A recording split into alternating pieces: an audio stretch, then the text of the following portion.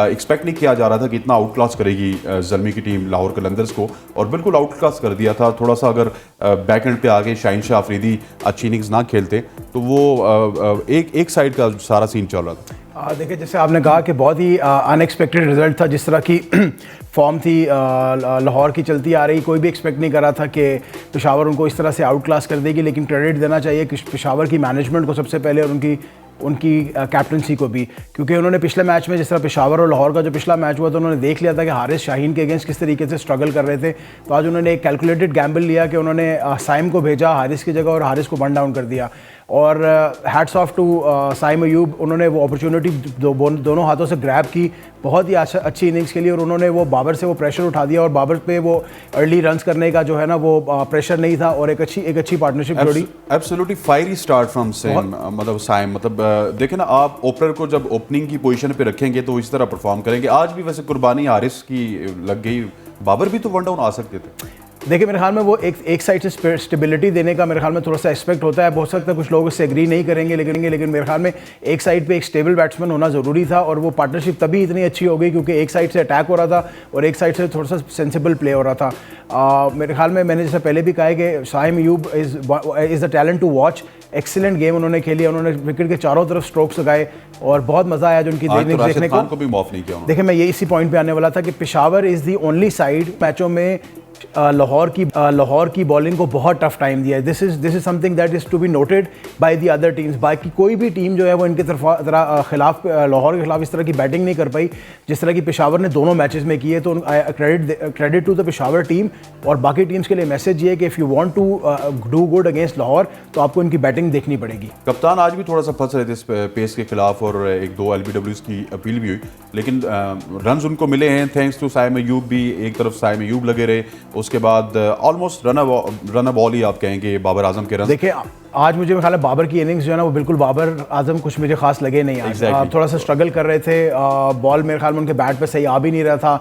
फिर बहुत सारी उन्होंने बॉल्स जो है वो बीट भी बहुत सारा बॉल्स किया, लेकिन अगैन मैंने जैसा बात की है ना कि साइम की इनिंग्स ने ना उनकी इनिंग्स को कवर अंडर द कार्पेट कर दिया। लेकिन आज मुझे बाबर काफ़ी ज़्यादा आउट ऑफ टच देखे। व्हाट्स अबाउट हारिस, मतलब पिछले PSL के वो फाइंड थे, उसके बाद पाकिस्तान की जानिब से T20 वर्ल्ड कप भी खेले, लेकिन क्लिक नहीं कर रहे। उनकी जगह साइम अयूब क्लिक कर रहे हैं, लेकिन हारिस क्लिक नहीं कर रहे। What is the reason? देखिए सर, पहले रीज़न तो मैंने बता दिया, क्योंकि पिछले मैच में हारिस बहुत बुरे तरीके से शाहीन के आगे एक्सपोज हुए थे। तो मेरे ख्याल में पेशावर ने अच्छा रिस्क लिया कि आज साइम को ऊपर खिला दिया।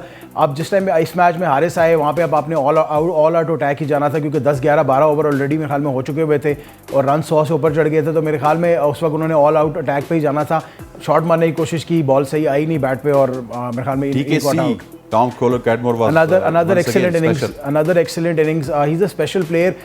वो जिस दिन चलते हैं, he is very pleasing to the eye. और उन्होंने आज आके वो अगैन जो साइम के आउट होने के और हारिस के आउट होने के बाद जो एकदम से पेशावर की टीम को डेंट लगा, वो उन्होंने एकदम से आके लिफ्ट किया। तो मेरे ख्याल में another good innings from him. और ये पॉवल के साथ क्या हो रहा है? उस तरह क्लिक नहीं कर रहे जिस तरह एक्सपेक्ट किया जा रहा है। देखिए, पॉवल जो कैरेबियन प्लेयर्स होते हैं ना, इनके डेज, मैंने जैसे पहले भी काफ़ी ज़्यादा जिक्र किया कि इनके डेज होते हैं। एक आधा दिन में ये बहुत अच्छा कर देंगे, दूसरे तीसरे दिन में वो फिर नहीं चलेंगे, चौथे दिन में वो चलेंगे। तो ओवरऑल मेरे ख्याल में टीम ने परफॉर्म अच्छा किया और बहुत अच्छा टोटल बोर्ड पे लगाया। अच्छा, जल्दी क्योंकि अब जो है ना वो मुकाबला सख्त हो चुका है। शाहीन शाह अफरीदी को ये बात समझ नहीं होगी कि पहले ओवर में विकेट नहीं मिलती है, तो फिर भी आप 4 विकेट ले सकते हैं। ये उनको समझाना पड़ेगा। देखिए, पेशेंस जो है वो किसी भी बॉलर के लिए बहुत ज़रूरी है। लेकिन मैंने जैसे पहले भी बात की थी कि शाहीन शाह अफरीदी को ना हमने फैंस ने, कमेंटेटर्स ने, लोगों ने इतना ज़्यादा वो कर दिया ये कह के शाहीन पहले ओवर में विकेट लेगा, शाहीन पहले ओवर में विकेट लेगा। जब वो नहीं ले पाता तो थोड़ा सा एग्रेसिव हो जाता है। लेकिन मेरे ख्याल में एक्सीलेंट कमबैक, आखिरी 2 ओवरों में बहुत अच्छा कमबैक किया और 4 विकेट्स लिए। Super bowling today. और अब थोड़ा सा बात कर लेते हैं पेशावर की बॉलिंग की और लाहौर की बैटिंग की।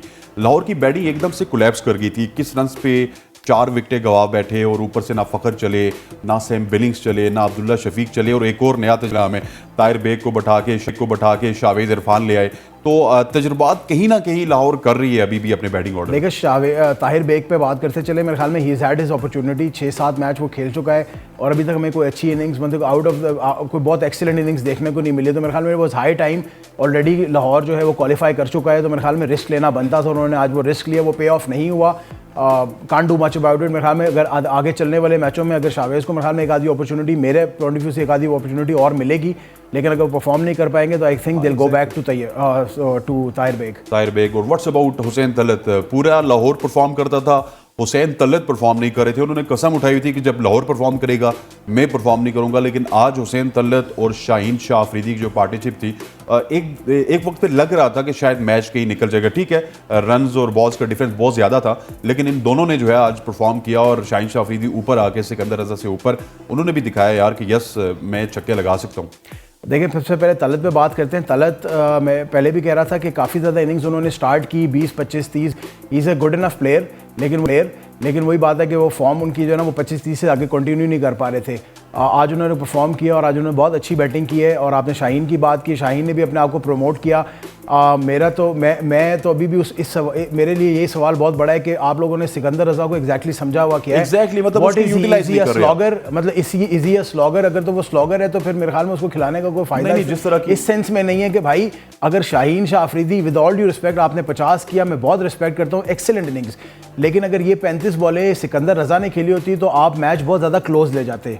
आपने 35 में 54 किया, ये 35 सिकंदर रजा ने खेली होती। लेकिन ये 35 में 54 तो किया शाहीन साहब ने, लेकिन शाहीन साहब ने पहले जो है 15-20 बॉल ज़ाया भी किया। एक्जैक्टली माय पॉइंट ना यार, मेरे अगर टीम का बेस्ट प्लेयर है ना तो मैं चाहूंगा कि मेरे टीम का बेस्ट प्लेयर मैक्सिमम बॉल्स खेले। आपने उसको एंड पे रख लिया हुआ है, वो आज आया 7 बॉल में उसने 20, एक्चुअली 6 में 20 किए, 7वीं पे वो आउट हो गया। ये जो 35 बॉल आपने खेले हैं, अगर आप उसको सिकंदर रजा को ये 35 बॉल देते हैं, आई एम श्योर वो आपको 60-70 रन, 50-54 से बहुत ज्यादा रन देके जाता। तो मुझे समझ से बाहर है कि ये जो हमारे कप्तान हैं शाहीन शाह अफरीदी हैं, एक ज़माने में इस्लामाबाद यूनाइटेड के जो कप्तान बने थे शादाब खान, तो वो भी एकदम से तीसरे चौथे नंबर पे आना स्टार्ट हो चुके थे। फिर वो ऑलराउंडर बन गए। तो हर बंदा ऑलराउंडर बनेगा तो पाकिस्तान में तो आना तो आपने 8वें-9वें नंबर पे ही है ना। देखिए, मैं शाहीन, सबसे पहले शाहीन के फैंस के लिए क्लियर करता चलूँ, I am not criticising his batting. What I am saying इसके वक्त की जरूरत उस वक्त ये थी कि आपको उस वक्त सिकंदर रजा को भेजना था। ऑलरेडी एक 70-80 वो लगा चुका है बोर्ड पे, आज आपको एक और 80 चाहिए था सिकंदर रजा से।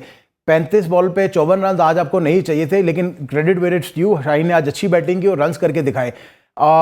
ये जो आपने कैप्टनसी की बात की, this is very, I mean शायद अनफॉर्चुनेट कहें या I don't know who calls this, ये चीजें कौन कॉल कर रहा है मुझे नहीं पता, लेकिन जब कैप्टन का जिसका दिल करता है वो उठ के नहीं, जो है ना ऊपर बैटिंग करने हो जाता है ना। आप कल यहाँ पे बल्ला लेके आ जाए तीसरे नंबर पे और आप उस टीम को कमांड कर रहे हो, तो मैं भी देखूंगा यार, मैं एक टीम को कमांड करो तो मैं भी तीसरे नंबर पे आ जाऊं। तो मतलब कि वो एक किस्म का फॉलो कर रहे हैं, जिस तरह 2-3 कप्तानों ने अपने साथ किया ना, कि अपनी पोजीशन को खुद एडजस्ट किया, अपने नंबर्स को खुद एडजस्ट किया। आई थिंक अफरीदी भी करना चाह रहे हैं, लेकिन अफरीदी जो है वो नंबर 1 बॉलर हैं, तो नंबर 1 बॉलर ही रहे तो ज्यादा बेहतर है, या फिर बैटिंग थोड़ी बहुत ही कर लिया करें? नहीं, बैटिंग बिल्कुल कर लिया करें, लेकिन अपने नंबर पे अपने नंबर पे बैटिंग किया करें। मेरे ख्याल में मैंने इससे पहले कहा कि शायद वो थोड़ा सा ऑलरेडी क्वालिफाई कर चुके हैं, तो शायद वजह से थोड़ा सा वो और चीजें ट्राई करना चाहते हैं। That's the only thing that I can understand कि वो सिकंदर से एटलीस्ट पहले आ रहे हैं। तो मेरे ख्याल में इसके अलावा कोई एक्सप्लेनेशन है कि वो कुछ कॉम्बिनेशन ट्राई करने की कोशिश करें या अपने कुछ बैटर्स को बैटिंग कराने की कोशिश कर रहे हैं, वरना सिकंदर से पहले आने की वजह नहीं बनती।